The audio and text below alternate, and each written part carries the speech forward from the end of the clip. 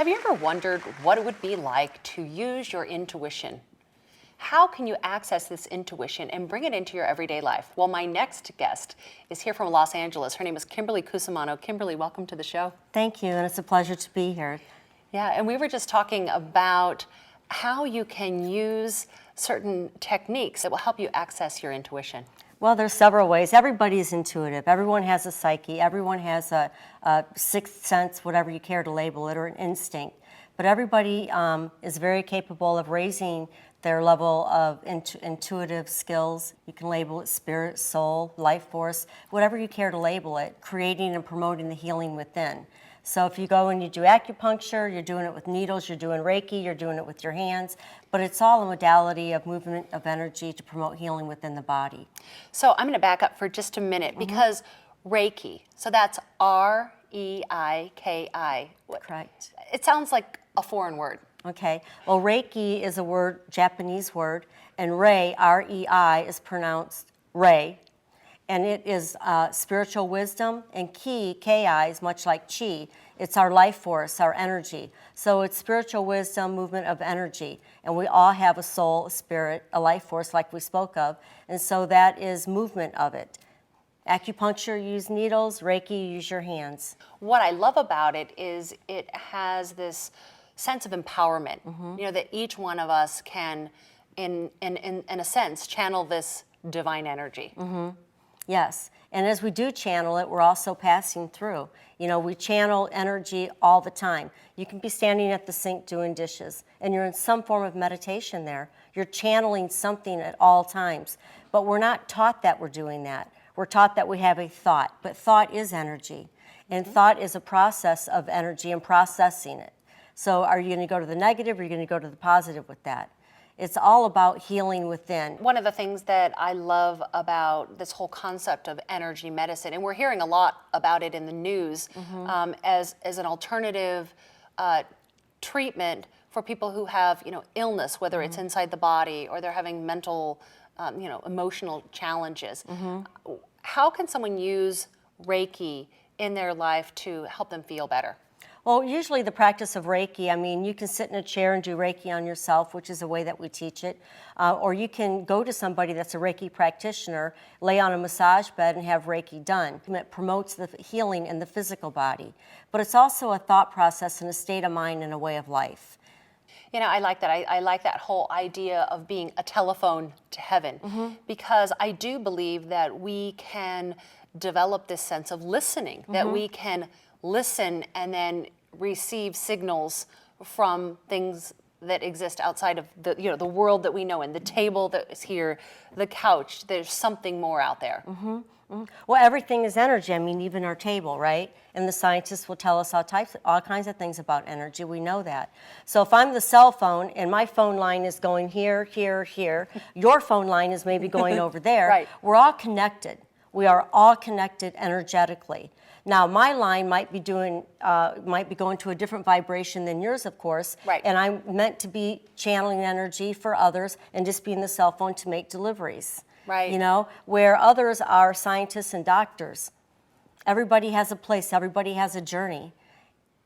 You know, I like it because I think that is true. You know, there's some places where it's real easy for us to connect. Like, it just makes sense. We have a connection. And then other places, it's a little bit more challenging to go there. Not because we don't want to, but maybe we just haven't made that connection yet. We haven't touched in that place. Well, and here again, it depends on what you may be looking for. Are you looking for your personal healing? Are you looking for healing within? Or are you looking to connect with someone to have some healing because you're afraid that maybe mom, dad, or a good friend left you and went to the other side or crossed over to a different vibration and they were angry? And so it just depends on all types of things. Reiki is the root of learning about energy. The Reiki is the root of learning about your intuition and learning about yourself, and your self-realization opens. Your self-realization and the power that you have within that, when it opens, it's all kinds of things are coming in because what you've done is you've connected your phone lines, haven't you? And so you become a cell phone yourself. So I know you've created this incredible book. It's The Secret of Reiki. Now, I understand that this is not an online. This is not a printed book. It's an online downloadable Yeah, book. it's the Secret of Reiki is a home study course, and it is the manual, and it talks all about Reiki from the beginning, the energies, all the way through the mastership and all the levels of Reiki, all the principles, all the different things. And then also it is the audio that you get with it. You download the book and you download the audio and it's yours.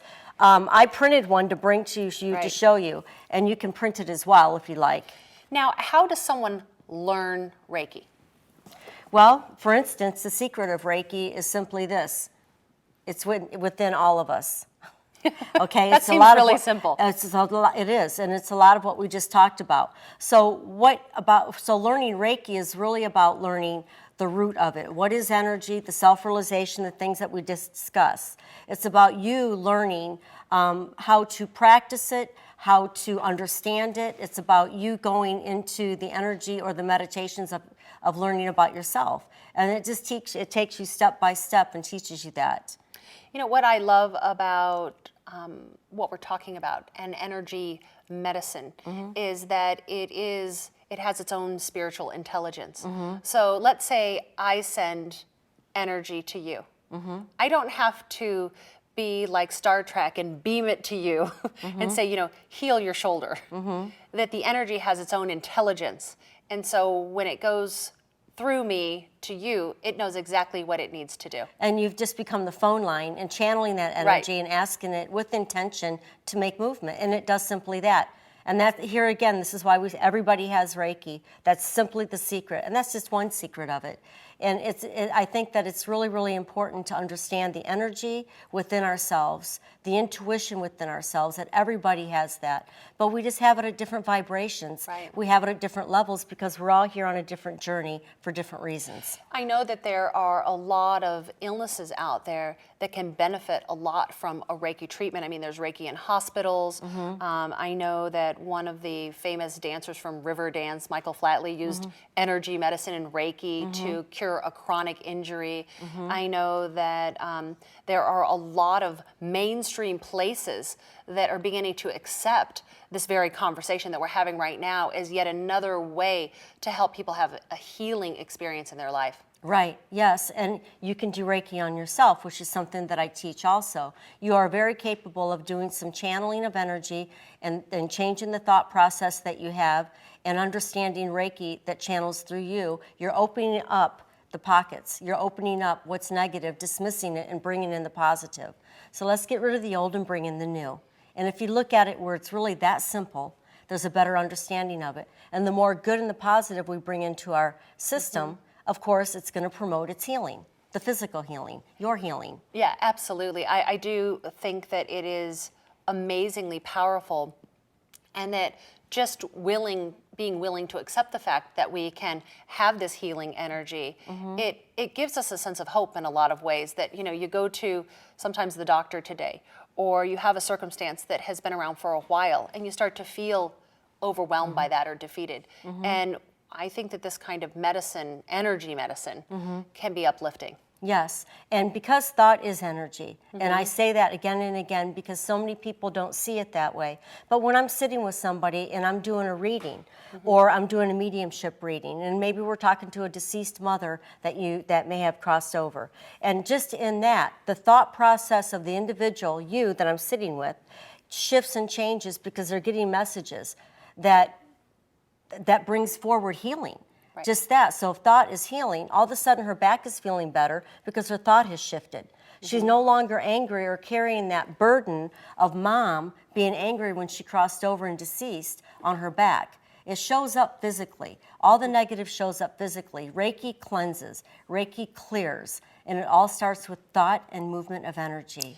So I understand that you are a very well-known medium in California, and you've worked with a lot of celebrities. We're not going to name them here.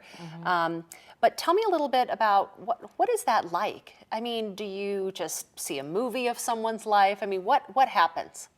Well, I just sit with the person, and the first thing I do is I go through a meditation before I sit with anybody, and I start off my day that way daily.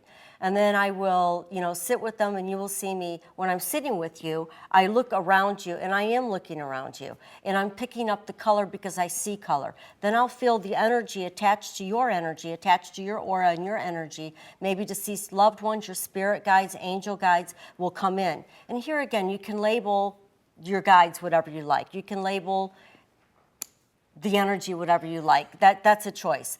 Let's say, for instance, I'm looking around you. Now I'm picking up a lot of blue. There's a lot of blue in your energy, which tells me clearly that you're a master communicator, which, because I know you, I know this, but if I sit with someone that I don't know at all, which I prefer, Right. it's easier because my mental mind doesn't get in the way of my psychic mind. And so I see the colors around you. As I'm tapping into that, I'll start getting visuals that usually for me come in on my right side. So Right. your energy is talking to my energy over here, pops in, and I get visuals in my mind's eye. I'll start to channel maybe mom. I'll pick up your mom, and I'm starting to channel your mom. A lot of times I'll just start feeling all of her character, and I'll start talking with her accent. Whatever it is, as I channel through, I just bring it out, I deliver it, and I delete it out of my system. I'm just the cell phone. So it is interesting because I think that people are fascinated by intuition. They're fascinated by mediums. They're fascinated by psychics. Is there a difference between a psychic and a medium, Kimberly? In my perception, absolutely. A psychic, everyone has psyche. Everyone is psychic to some level, and some much, much more than others, like we discussed already. It's what telephone line and how far up are you hooked, okay? A medium is someone that can summons in and feel the energy. There can be a physical medium, there can be a mental medium. For instance, a physical medium will do like I was explaining, and I'm channeling your mother, and I'm bringing in the feelings, the character of her, and things that I'll be seeing and hearing to deliver to you Right. for your comfort and your healing, that she's really okay, but it will always be things I know nothing about. For instance, her dog's name was Pumpkin. I'll say, what, Pumpkin? I'm getting Pumpkin, and she'll go, oh, you'll say, well, that's my dog's name, Pumpkin. Right. So I've learned to just speak up. Because when I see a pumpkin, the last thing I want to do at Christmas is say pumpkin. But Right. guess what? The dog's name's Pumpkin. And of okay? course, So- right now, we're just talking hypothetical, but what we do have arranged is we have somebody sitting in our green room who you're going to be giving a reading to in just a little bit. I think that we all get these impulses. We have that gut instinct.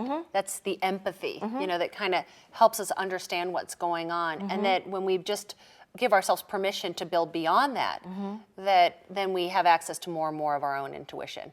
Well, and it's like a football game. If you go practice football, you're going to get good. If you're going to practice on meditations and understanding your intuition and learning to pay attention to what is brought forward for you and really observing it by paying attention to it, you'll see that we're all very, very intuitive. You are very intuitive, and you out there are very intuitive. There's so many. So what I would love to do is I'd like to take a quick break Yeah. and see you in action Okay. in the green room. So if you could just stay with us, we'll come right back, and Kimberly will work with someone she's never met before. I haven't. But meanwhile, I did just want to thank you for being here and talking to us about the energy of Reiki, and also, your practice as a medium and how you bring through this love to other people. Thank you. Thank Thank you. you for having me. Yeah.